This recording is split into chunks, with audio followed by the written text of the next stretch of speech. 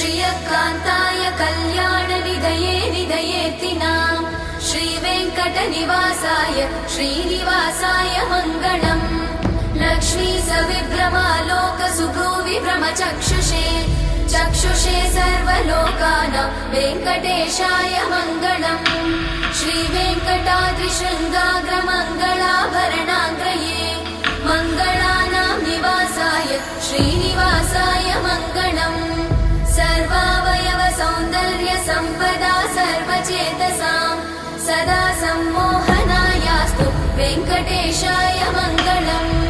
नित्याय निरवध्याय सत्यानन्दचिदात्मने सर्वान्तरात्मने श्रीमद् वेङ्कटेशाय मङ्गलम् स्वतः सर्वविदे सर्वशक्तये सर्वशेषिणे सुलभाय सुशीलाय वेङ्कटेशाय मङ्गलम्।